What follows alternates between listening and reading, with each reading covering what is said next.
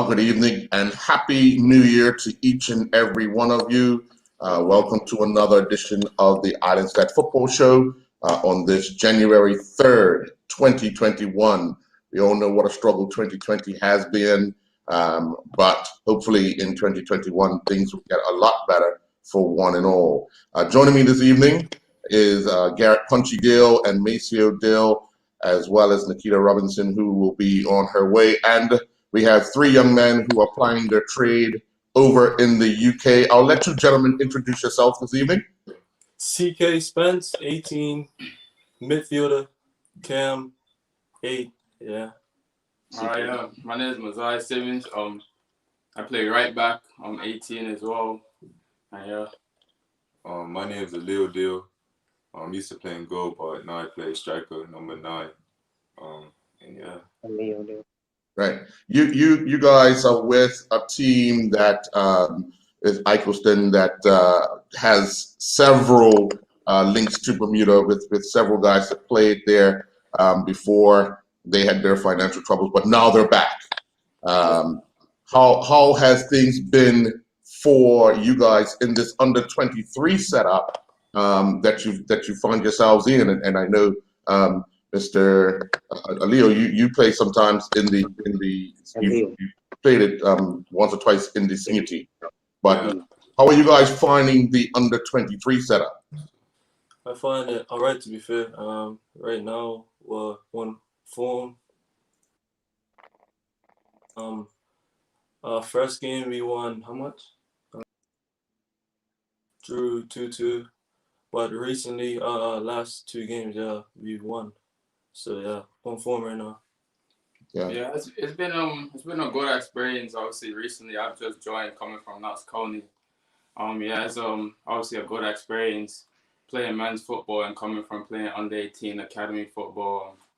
Obviously, I wasn't offered a professional contract, so coming back and playing with like a bunch of like Bermudian mates, this is kind of fun. Obviously, seeing a different side of football, not just playing against kids my age, but also playing against older men. I think that the balance between like under 23, under 18s and first teams, like the under 23 like level is just important to get, because like the physicality, the way you think about the game, just everything. You need that concept of in your game. Experience. Yeah, you need to get that experience. So the under 23 level, it like builds it, which like makes it easier for when like you do like going to the first team. So I think that just having that under 23 just base is just important. So yeah. Brother Punch, you have any early questions? Oh yeah. Happy New Year to you guys. Happy New Year. I wish you all the best. The question I want to ask is, I wrote this question down. Is my grandson also has been in academy at West Ham. It's Remy Cottington.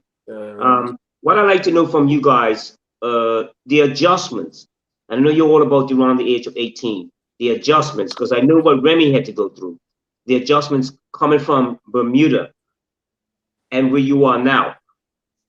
There's one question I want to ask you. The other question I want to ask is that I was living in the area or part of Bournemouth in Poole, and they had a Vanarama League team, and it was Poole United.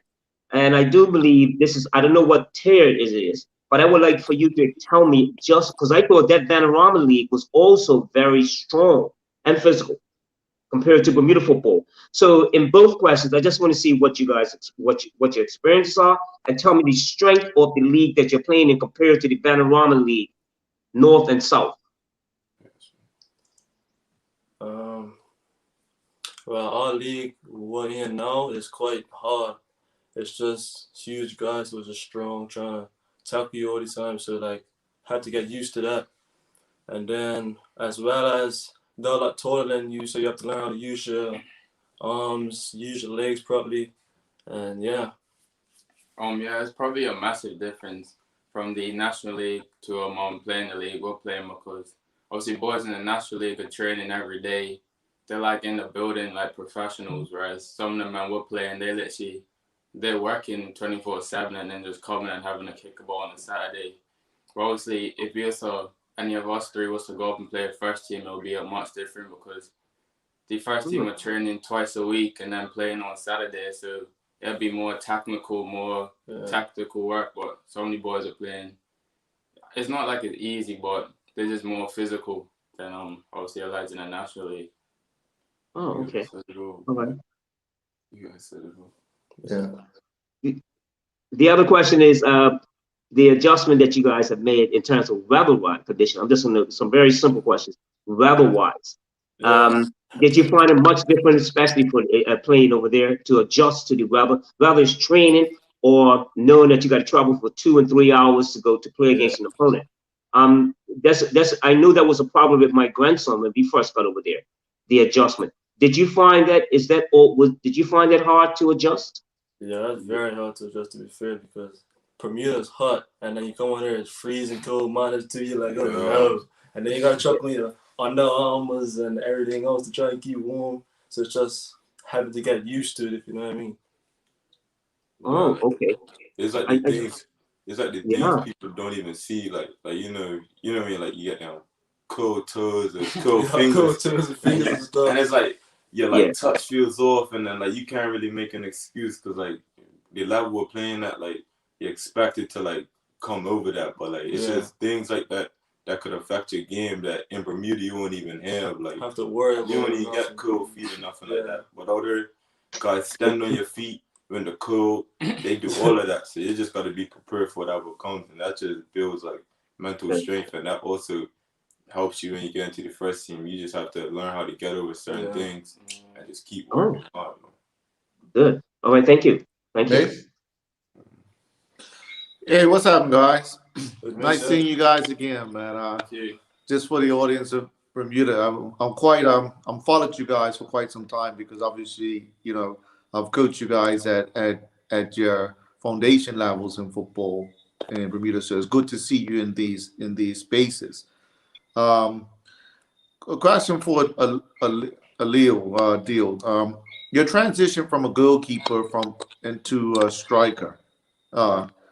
What was the catalyst of that transition? How did you make that transition, and why did you make that transition? Because you was definitely a pretty handy goalkeeper. I'm not gonna you actually won a tournament for me.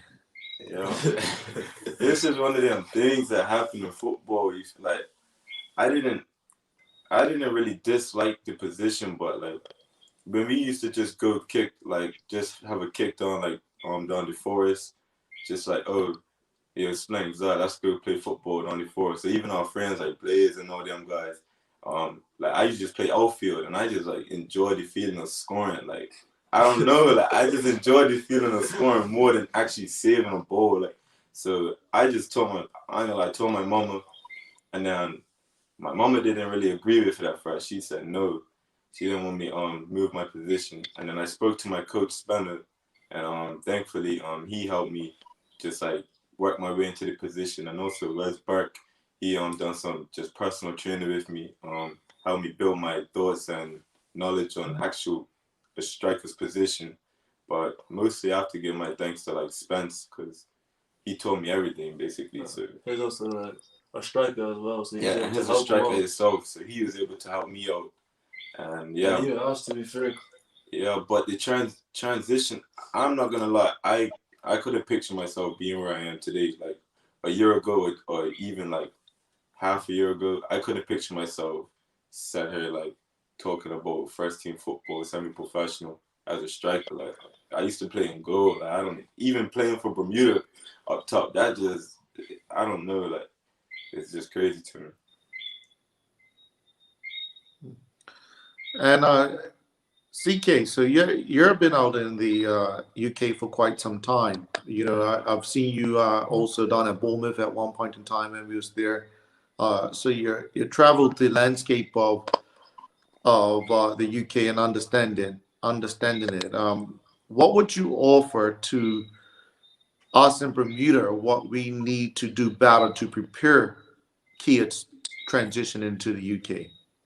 I think training intensity has to be a lot higher to be able to like prepare you for out there, because out there it's high intense, and as well as like yeah, it's just high intense really. So you have to get used to that. So training has to be a lot more harder, a lot more quicker, and yeah. Let me ask you guys a question though. But when you first arrive and you go to somewhere new, having to adjust to the way of living and the style of the way they train and play, how long did it take each and every one of you to adjust to these new surroundings? Well, when I went to Ilkeston, like my first ever game was against Chesterfield SC. But obviously, like, it's good to have a good like group of lads around you to like welcome you in, because when you feel welcome, it just like makes you perform. Yeah, it's just easier to like gel in with the team, and the chemistry just feels like it's there. So when I went there, like, it didn't really take me that long, because like when I was training with them, they were just bringing me in. They were speaking to me. They were telling me tips and tricks, like things to do, like, and they didn't even know me. So I just think that helped me gel in with the team. So to be honest, it didn't even really take me that long to like actually fit in and just get along with the squad. Yeah, I think he pretty much. Yeah. Yeah. When you guys look at taking this I guess leap of faith, trying out for a team, how many doors did you have to knock down before you got that opportunity? Yeah, you have to be very brave because it's hard over there sometimes. So, it took me about how long to get used to this? Probably like 2 years ago. I started to get like 2 years ago maybe, yeah. Punch? Oh yeah. What I'd like to ask a young man, because this show is generating, it's generating, I'm sure, generating a lot of interest in this country. And there's a lot of people a lot of young men that will be following in your footsteps, which is good for a program Bermuda Insurance for such a small country. Again, I'm only going to ask again, what is it that you would say, I'll repeat what Maceo actually, what is it that you would say even for the coaches, the young coaches, a lot of young coaches in this country now, and development. Do you think our development at between 10 and 12 or 10 and 15, because I'm sure you went through that, do you think our development needs to be upgraded at that level in terms of coaching? Would you find that the most important part of coaching in Bermuda must be at that junior level? Do you think so? I wouldn't really say like it has to do with like the coaching and like tactics wise. I would say it's more down to like dedication, like resilience, just not giving up on your players. Like even if you see them like doing stuff they're not meant to do, like just try and like guide them into the right place. Like it doesn't always have to be about football. Like if you try to touch your players like from outside of football, that will build a connection which will make them perform better for you and for the team, and that will give them more opportunities. So I wouldn't say it's done to like behavior wise, but I just think that if a coach was to look after the player like the child, then it would just make the football like way more easier to like. Oh, I see. So my point, my other comment to you guys. So your character plays a lot in your development. Does that make yeah? Does it? So at the earliest stage that we develop good character, if I can just ask you this, the earlier that we develop good character, it also helps in the journey to go to where you guys are. Does that make any sense? Exactly, yeah. Yeah? Okay. Thank you. Yeah.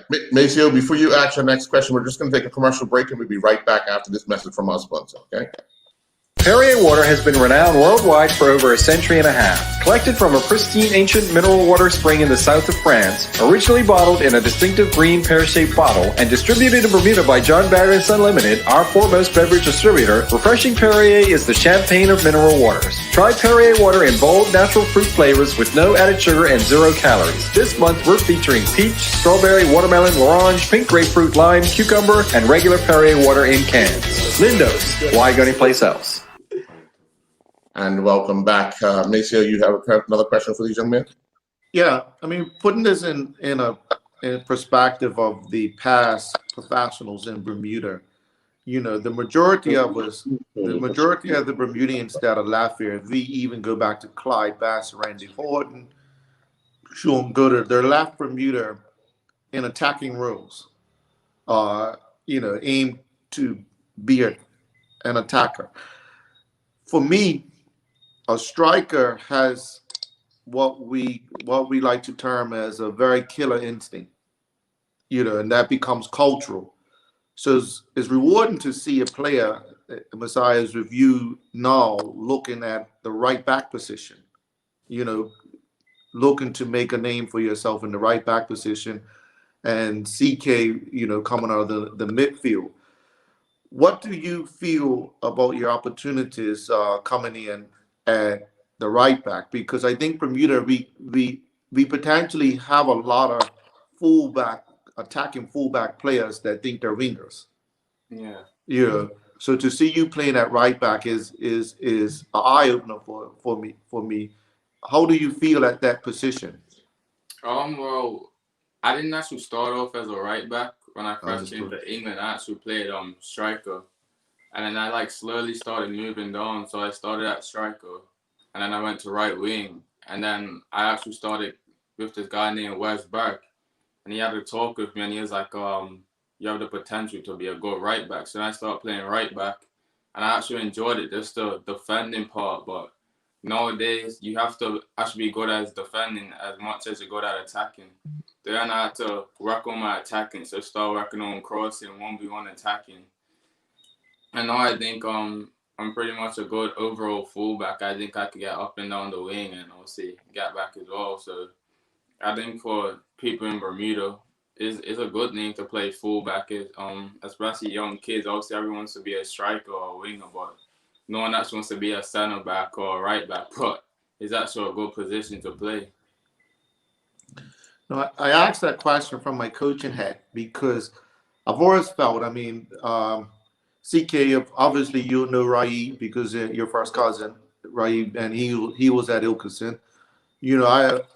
Rai attempted to go to the UK as a striker. I always felt that he was actually a holding midfielder or a centre back, and even I've been around Jonte Smith, plays by that also attempted to go to the UK as a stand-up striker. I thought his intelligence in the game made him a center holding midfielder where he can dictate the tempo of the game. So it's now becoming rewarding and opening that Bermudians are looking at other positions, alternative positions as they transition over there. And I can even speak of my nephew Remy, where I've told him that I think he has great potential as a attacking left back, with what he has. But that's a reward, and I think for you guys, you need to know that what you're doing is creating a foundation and alternatives for Bermudians to see themselves a little bit differently in the game. I think we generally want to see ourselves as this attacking player, goal scorer player, but we actually have a lot more to it. And just leading into a question for you, CK. Obviously, I know your game. I've seen your game from your foundation, and I know you're looking as a midfielder. But what is your thought process of seeing yourself as a ball playing center back, a Rio Ferdinand type of player? See, to be fair, I remember I was 12 years old. I used to play there actually with Kenny Thompson. He actually put me there, and from that position, I learned a lot, like how to track my shoulders, how to play with two touch. So to be fair, I could see myself playing there, but I don't want to play there. You know what I mean? Like I don't want to be a center back, because I'm able to attack and defend. So I feel like being right in there is like a perfect spot for me. I feel, but I can see where you're coming from because I am tall. I can head the ball sometimes, but yeah. Yeah. Let me ask you, Adil, making that transition from goalkeeping to striker, how does that help you in your game, especially when you come to crossing, whether it be near post, far post? How does that help you adjust to playing up top? Oh, that helped me a lot, but because obviously me being a goalkeeper, I know what a goalkeeper likes and doesn't like, and I know as a striker now what I could do to affect a good goalkeeper, like my runs off the ball, just the way little things like that people don't see, just corners just getting close to the goalkeeper, just like really just trying to get in their head and stuff. Like just doing things that people used to do to me, and now I just do it back to like other people, to be honest. And it works sometimes to get into the head, potentially sending them off, like just little things like they could do just to help your team get the 3 points. So literally, just basically just experience, even like goalkeepers' movements, like they do the same movements I used to do. So like if they go shift over to the right, then I just know snapshot to the left. Like, you know what I mean? Like it's just little things you just have to look at, what you used to do and how that, like you can incorporate that into your game now. Were you one of those goalkeepers that hated to expose your body, especially for crosses, when you used to have to go up and reach up for the ball so your whole body's kind of exposed? Are you one of those goalkeepers that doesn't like that contact or didn't like that contact? Nah. Hey, ask him. Look how that boy's built, man. Come on. Look how that boy's built. Yeah, I used to like all of that. I like making contact. Take off your shirt for him, Leo. Let him shoot. Take off your shirt for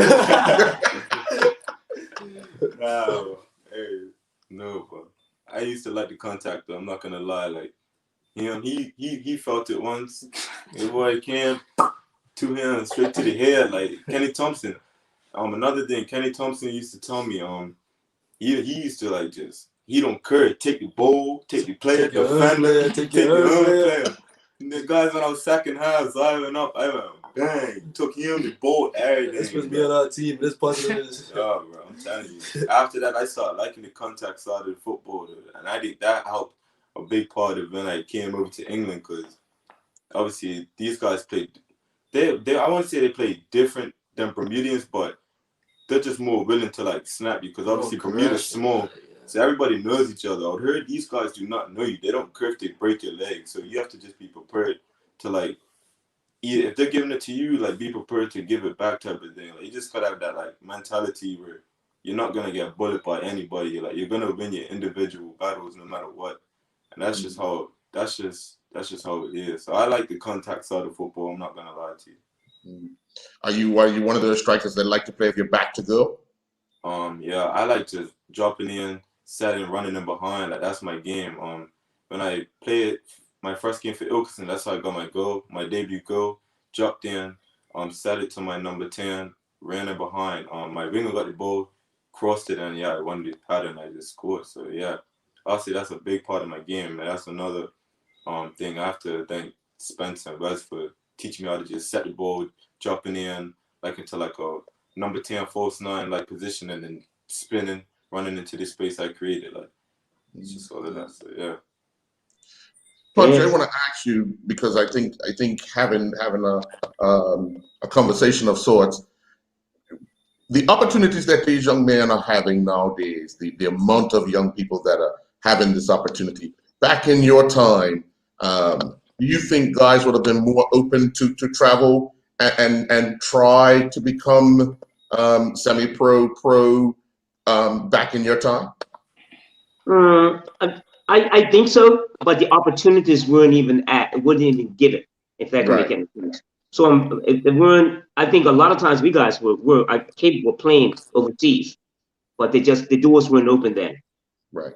But for these young men, I think I'm so glad for the country itself to see these young men, and it's we've got quite a few of them over the playing. So yeah, it wasn't. I'm just glad. My point that I want to make to these guys is that I think it takes a lot of courage. I mean, you up with your families, and then all of a sudden you're like in England, and then you say, "Oh, go training," and let's see what you can do. Let's see when you go over there, you're like, "Who are these guys? You don't know nobody. The weather's not good." And the reason I'm saying this is I'm going to ask you a question. When I first went with we went to my grandson.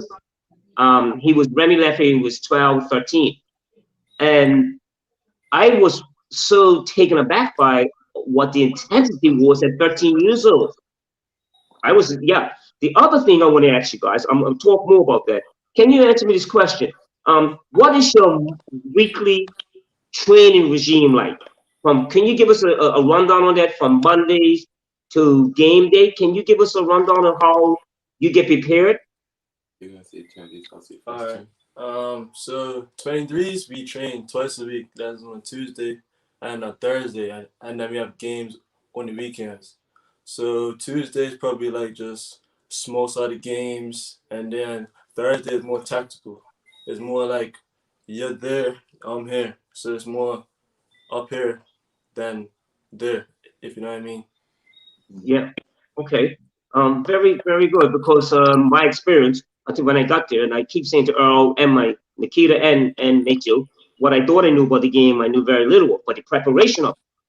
For instance, because when I with Remy, I always find that at the academy they were videotaping the training session.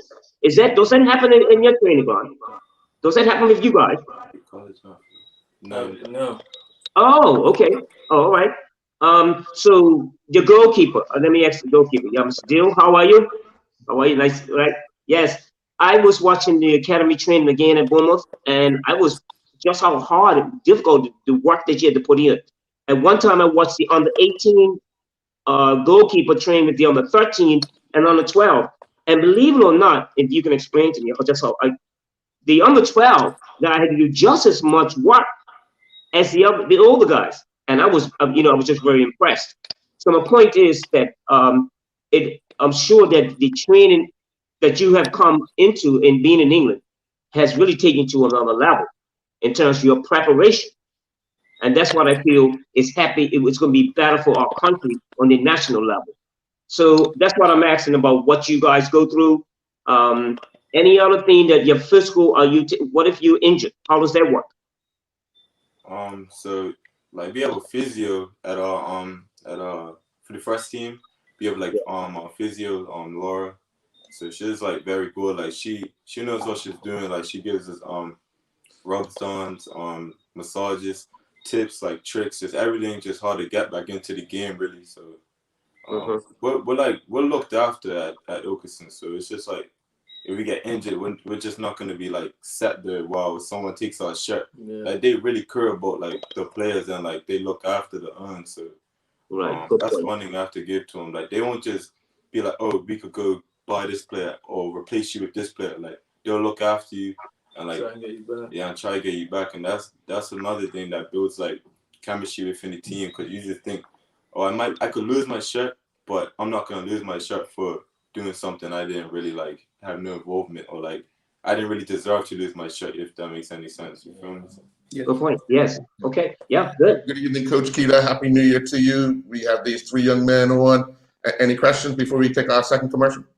Good evening. Yes. Leo, this question is for you actually. Are you now a specialized goalkeeper? Because I know before that you were playing up top at some point. Where are you playing right now in this team? Yeah. Well, I play up top, number 9. That's my main position right now, really. Yeah, because I think the last international that you went on for Bermuda, you were selected as the #1 goalkeeper, correct? The one we went Puerto Rico, I was like a striker. Okay. All right. The one before that, I was in goal. Yeah. Okay, so goalkeepers no more. So now you're a proper number 9. Okay.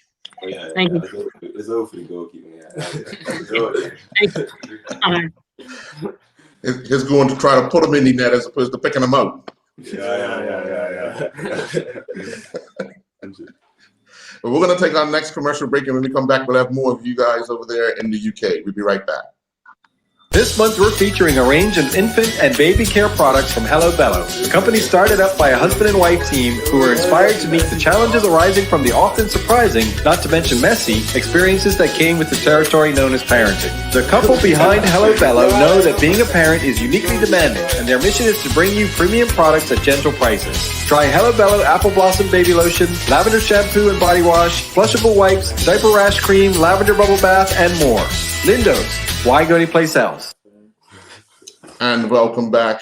Obviously, you guys work with each other. What are some of the other things that you have to do to make sure that you're prepared, not only for the under-23s, but if you get that actual chance to be in that first team? What are you guys doing outside of training to ensure that you're ready if called upon? To be fair, I actually have weights in this room right now. So I be lifting weights, because if you knew me like 3 years ago, I was a bit skinny, so I needed to build up a bit. So I have my weights here. I hit those about 3 times a week, and then I train twice a week. So, yeah. Yeah.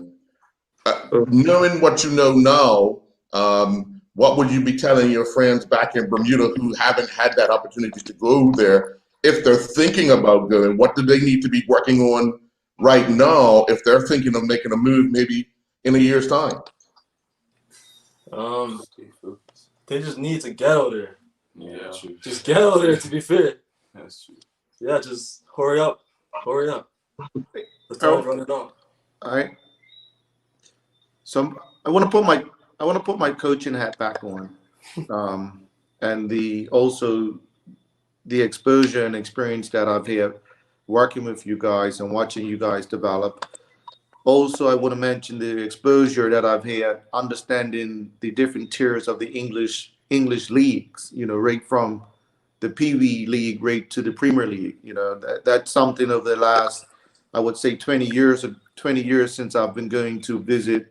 The first time I started studying football in the UK was when I used to go to visit Sean Goda when he was playing at Main Road for City. So that was my first experience of studying the dynamics of the UK game. So I'm quite versed in all the different levels. Now, you guys mentioned something that was quite important to Bermuda to understand as a knowledge. He said, well, just the fact that I play against somebody every week, different, I've got to bring it. You said what you said, which is quite true. In Bermuda, everybody knows everybody. So we might say, okay, CK is a good ball handler, so I'm not even going to try to press CK and get the ball from him in Bermuda. That's what we might say here in Bermuda. But you know different when you're out there that you got to be able to play because somebody's going to press you, and that just makes you do things better anyway. So that exposure. So what I'm getting on about from my coaching hat, I think these generation of players that are out there, and you guys would know Najai, you would know Sadeo, you would know Remy, you would know all these players are ready for a national team. They're ready to play in the Bermuda national team right now. Especially because of what we're looking, when we look at 2026, that potentially our country goes to a World Cup in 2026 because our region gets 8 places. So what is you guys' ambition, and what do we need to do to better follow you to make sure that you're on this radar in Bermuda? And how do you feel about those things? Yes, I know that you guys have played in the under-20s, you played in the younger age group, but what do we need to do better to make sure that we're tracking you guys? Probably need to bring people from where you are. And do you have an ambition for our national team? Of course, of course. But probably bring people from where you are out here to come and come to our games and stuff to see how we perform. Just come and watch us, to be fair. Yeah. Good question. I want to ask. I agree. I totally agree. Sorry, Peter. Go ahead. Yeah, go ahead. Just be real because as a national, that'll be that's my number one. That'll be the number one thing. So as the women's national coach, I'm sure you guys are aware that I am that. Right now with this new adventure that we have with the women's team, I have about 6 or 7 players that's overseas playing. I got 4 in the UK, and I had 1 in Sweden who's back in Bermuda now. But I agree to be able to get out there because you can send us clips. Yeah, you can send us 7 clips. It could be 7 different clips. Yeah. And your 7 clip could be, you could have 30 seconds of brilliance in one match, and you sent me that clip, and the rest of the game was horrible. So you are absolutely correct. We as coaches need to be able to get there to see, and not see maybe your first game may not be a good game, but then the next one, you know what I mean? And it could be vice versa. So I totally agree with that. Thank you. Sorry. Yeah. Punchy, you got a question, Punchy? I was just adding on to what Maceo said on the national program. I always felt that we should be doing a lot more in keeping up with the progress of the players like these young men. And I'm just going to ask a question. Have you heard from the national coach? I don't know if it's an appropriate question. Have you heard from the national coach, or have you ever been spoken with? Has anybody ever spoken with you guys, contacted you? No, recently. Recently, no, but he was a coach for the under-20s. Like, Okay. The reason I'm asking, right? The reason I'm asking, because I'm almost like trying to be the historian of this show. I know that in order for our country to progress, it's most important that our national program has great strength, and it's especially for what you're doing. So I'm complimenting you on your progress. Hopefully, the national coach, the national program will make sure that they keep you guys looking after you guys, make sure they keep a tab on you, what you're doing. I'm sure there will be progress in the next 10 years, because as Maceo said, even if we're not making it to the next World Cup, we're looking at what the one after that. So I'm hoping this happens for you guys. I really do. I'm gonna make sure I press forward here for you guys, because I know you young men, that's a lot of courage. And again, it's for the betterment of our country. If I can speak to that a bit as well. We national coaches, we meet often. And these names are, when the names came from our, it wasn't the first time I had heard or seen these names, right? These names do come up. It's a good thing for me that is not as many females on that side yet. I'm going to have the same problem as our men's national team soon. But they have so many, right? And obviously, once you're 16, you're eligible for senior football. So the men's national coaches have such a large pool. But these names come up. We discuss the overseas players, we discuss local players. So we meet weekly, and these things they come up. They have a real headache. I have a small headache right now. In that my girls are now starting to look on the level of a Leilani or Jaden, or Earl, you got some of the session yesterday, and I'm sure you saw some really good things happening with those girls. So, in defense of the men's national team, if I may say, they may not have directly reached out to these players as of yet, but they are definitely on the radar. From Remy all the way through, they are definitely on the radar. Yeah, I just would like to speak to that, because that's not good enough. That's not good enough. It's not good enough. And let's just be honest, because if we're trying to promote our future and understand our future, we have to do better. Because other countries, and I do appreciate the volunteer base and all that, but it's not good enough just to be on the radar now. We have to now be more aware of what's going on with our players if we want to build our pool. So in Bermuda, let's say that we have 100 football players. Now, other countries are tracking thousands of football players. They're actually tracking thousands of football players as to what their progress looks like. Now, we need to, at the national level, improve our scouting ability. So even if it was McGarry Punchy deal that was in Bournemouth, and there was contact with Punchy as he got up and down the country to give scouting reports, we have enough Bermudians that are living in the UK or living in the United States that can give proper scouting reports, that are educated enough to give proper scouting report. We have to rely on our resources. And this is where I come from. Our national program has to be inclusive rather than exclusive. It has to start to be inclusive. I'll be aware of those individuals, because I know for me, for instance, I am not aware of anyone that I feel can go watch Kiana Deal at Norwich and give me a proper scouting report. So I now go through Kiana to find out who I have to speak to, get a proper scouting report. If there are people out there, I don't think that we would not. Obviously, as a coach, you would want to have your eye on it yourself. But if there's someone that's out there, that give a proper scouting report. I don't know. You may know that they do this. I don't know.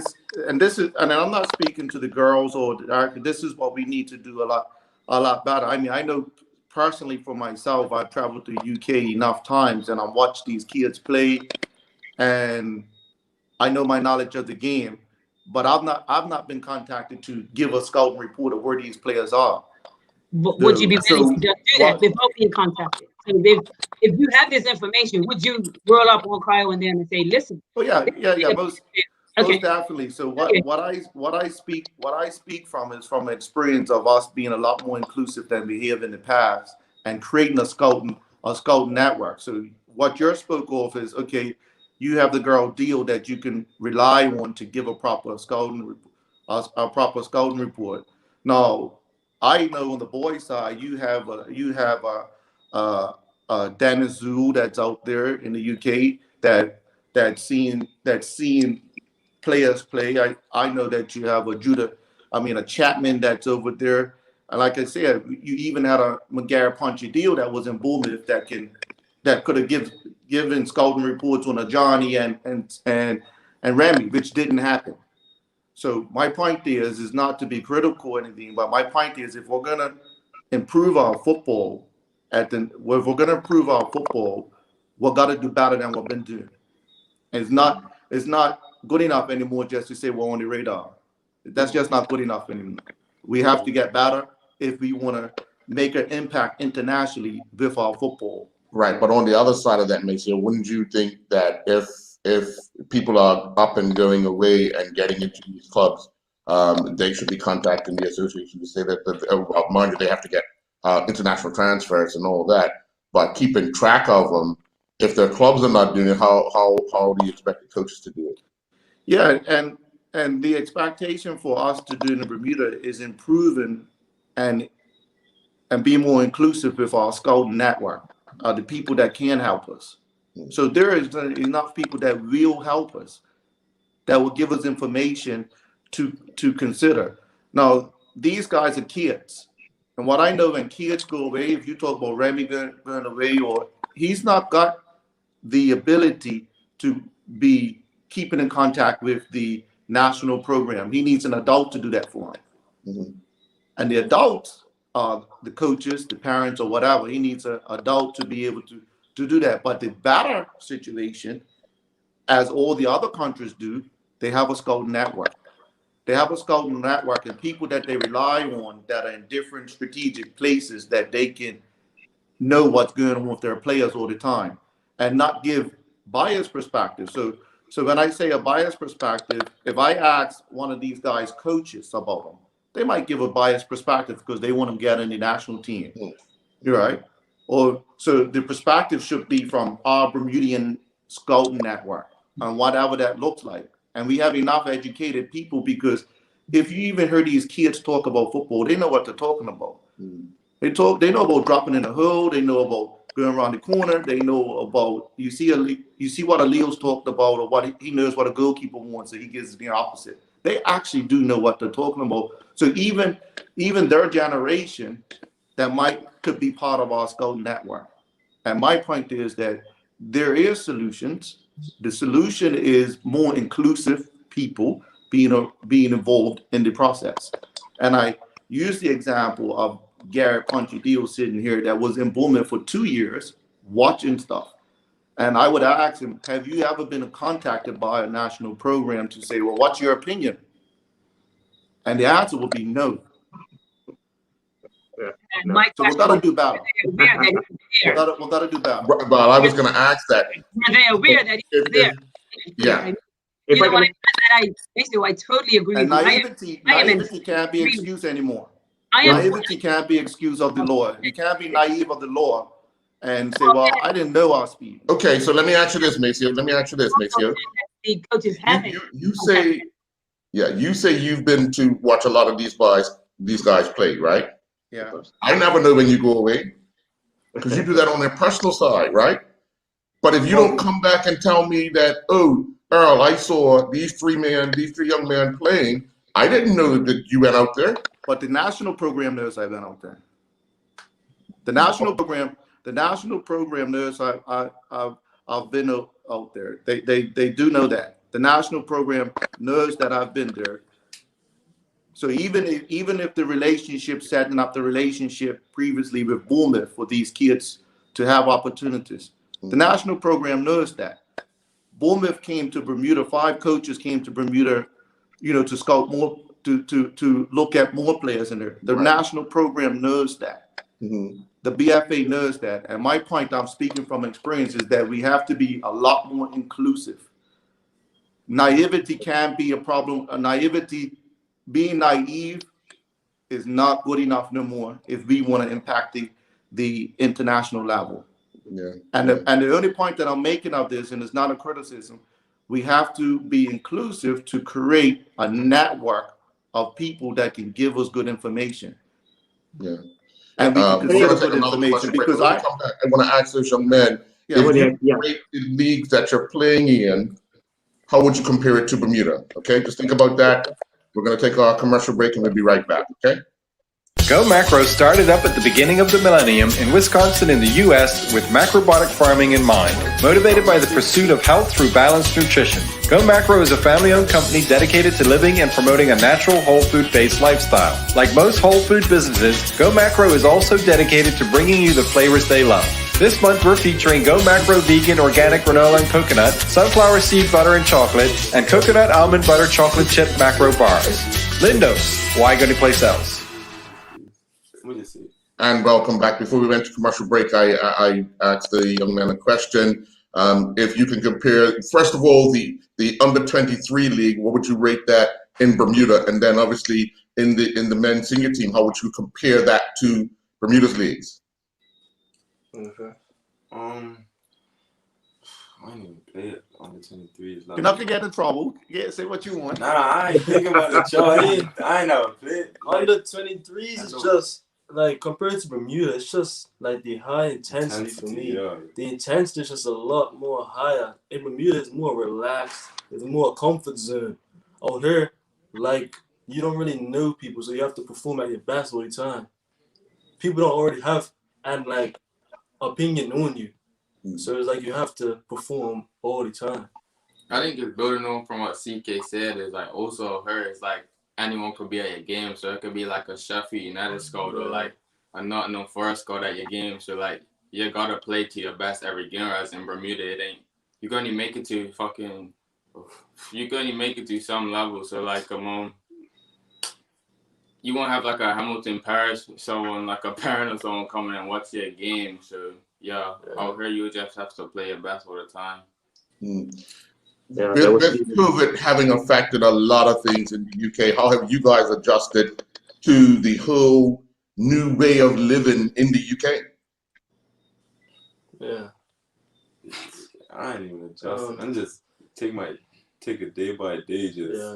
Just try your best in it. Like you don't even when you're playing football here, like football is like probably one of your main priorities, but you just like work like that's your job. Like basically, like you don't think about it. You just do it. Like do what you gotta do. Schedule, like, yeah, you just have to do what you have to do to like get through it. And football is like most of the time that's included in your day. So I don't wake up and think, oh, I'm gonna go kick a ball for 30 minutes.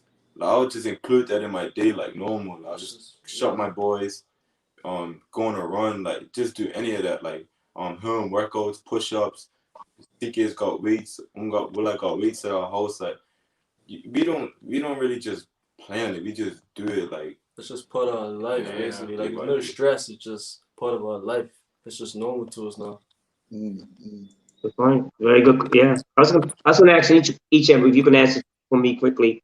Where do you see yourselves in the next 5 years? If that question will seem, a little bit far-fetched. If the question will seem a little bit far-fetched, let's say about 2 years or 3 years. Where do you see yourself? If you all can answer that individually for me, where do you see yourselves? The next 2 years, I want to play for the first team. To be fair, week in, week out, just play for the first team, and then hopefully from there, I go pro. But it's hard. But I just want to go pro.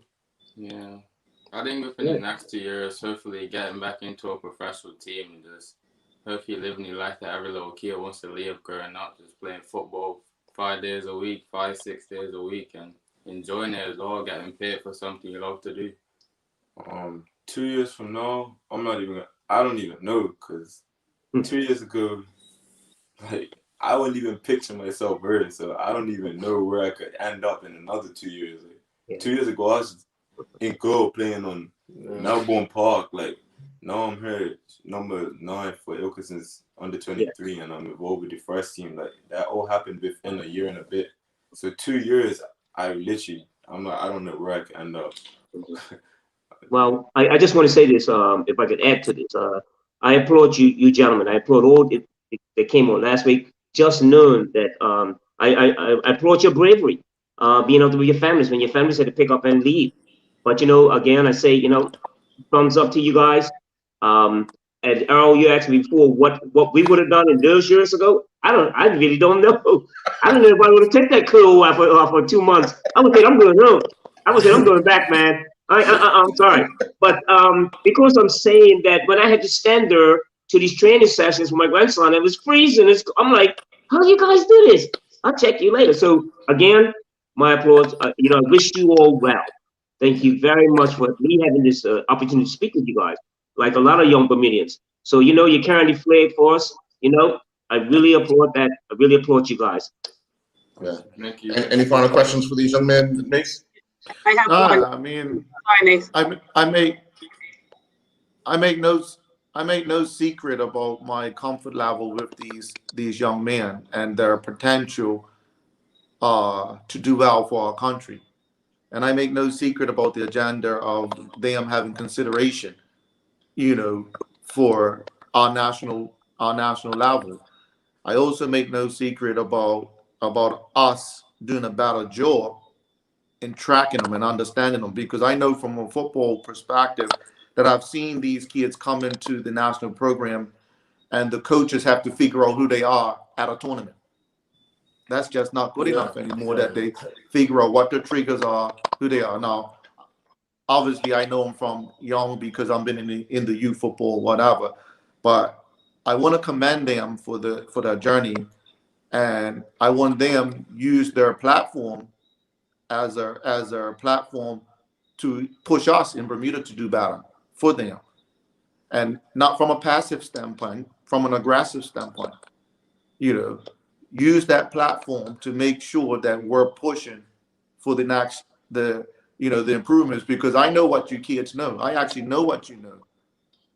I know what you've been exposed to, and I know what you can help us with. And as a Bermudian, you kids are going to have that responsibility to actually help us with that.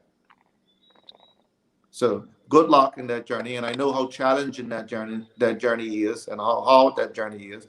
But good luck with it. Coach Keely, you had a question? I did have a question. I believe you all played locally at some point, and you've had a mindset or mind shift, I should say, playing over there. Should we return to play and to train, and you get into a training session and you're back, or the boys are just not playing up to the level that you are used to playing at, do you conform, or do you get on the back of your teammates? Yeah, I think it's our job to make sure that the intensity is high, because that's what we're used to. So if I come back, I expect training to be the same. So I would like try and help to try and like bring that intensity up, if you know what I mean. Yeah. No, but it's just like, also, like, if our teammates aren't performing, like recently, like we're starting to like see our teammates like getting each other's backs more, like it's like more constructive criticism, but it's more like, yo, you need to do this. Like, it's not, oh, yo, Leo, bro, you need to hold the ball up. It's like, yo, Leo, hold the ball up. Responsibility. Like, you need to hold the ball up. Like, it's starting to like get to the age where like you have to take stuff differently. Where a little boy, you would say something to him, he would shrug his shoulders. You just gotta get on for your game. At the end of the day, that's your teammate. He don't want to see you do bad. So if he's telling you do something, bro, you have to understand he wants you to do it to help benefit the 3 points to get the team through the game, no matter how hard that is. So I just think like recently our team, like even on number 6, Mo, he was telling me, I was like, oh my God, like your boy is even telling me, like I was like, I wasn't expecting it, but it's good because that shows that they actually care about winning, like, you feel me? So I don't know, like when your teammates got in your back, another thing, when your teammates got in your back, it shows that they care about you, your team, your performance, Yeah. not just theirs. So it's good when your teammates getting your back. So don't like shrug your shoulders and like just try to shrug it off. Like take it to the chin and just keep moving. You feel me? A very good answer. A very mature response. And that shares growth. And I look forward to seeing you guys more. I look forward to seeing you in the national team, and I'm thankful for that response, because a lot of times our players come back and they perform.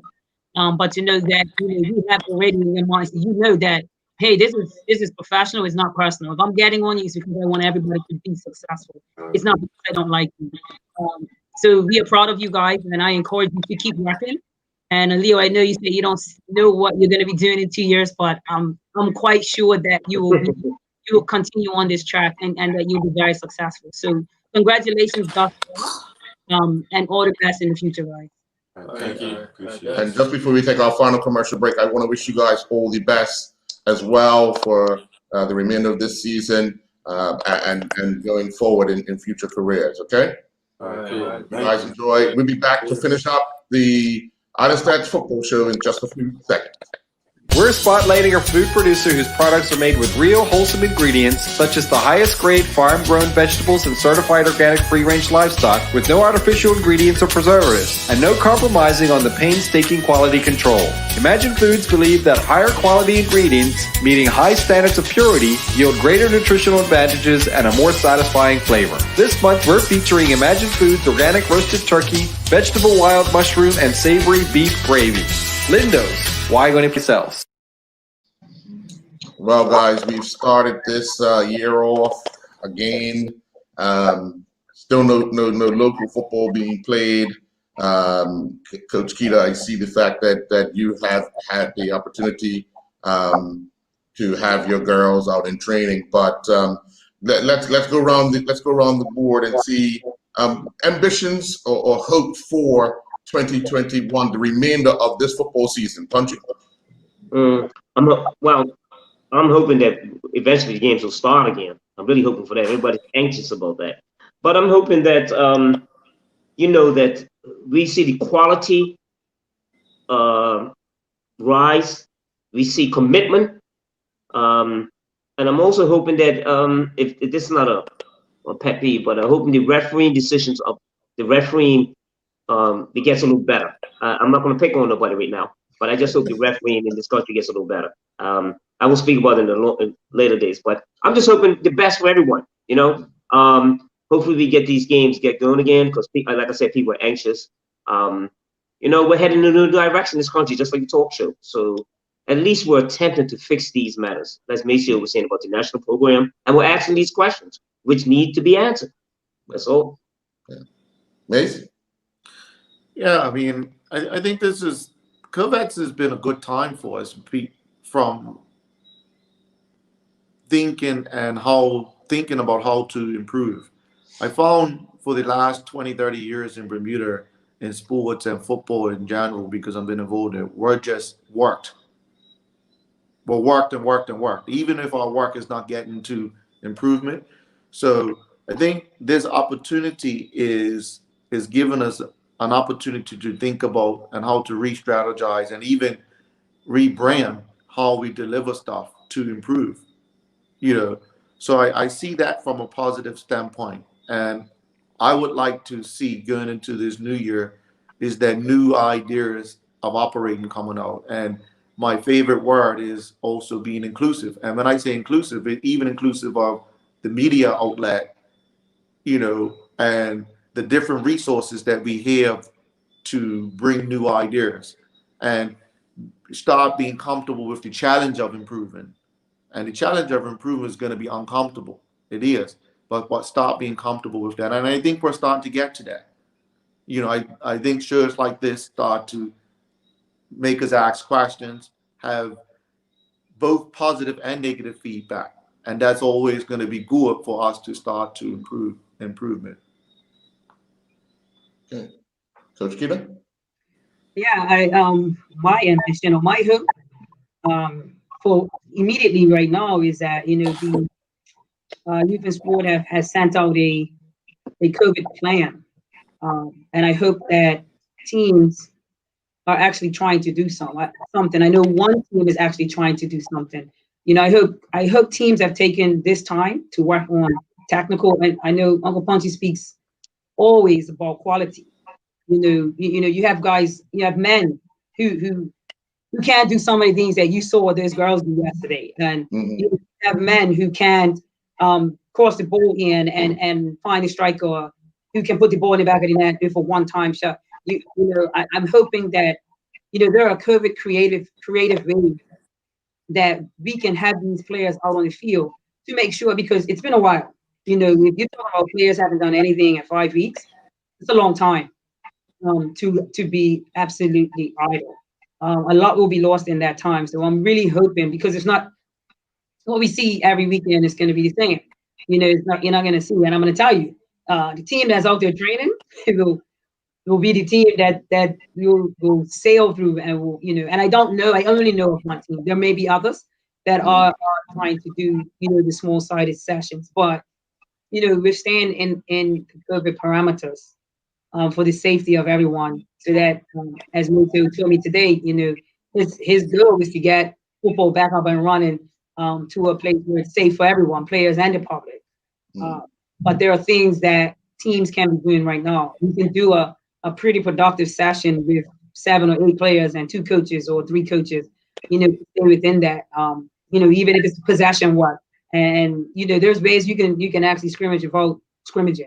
There's things you can do, there's rondos, there's things you can do that can have your players 6 feet apart and people still working. So that is my hope. And that's what I'm hoping is taking place during this time before we get going again.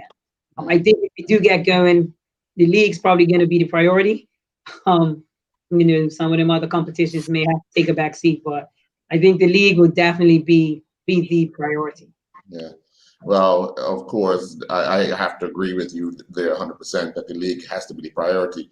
But also on our agenda is those World Cup qualifiers for the men, and obviously what's going to happen internationally for your women's side.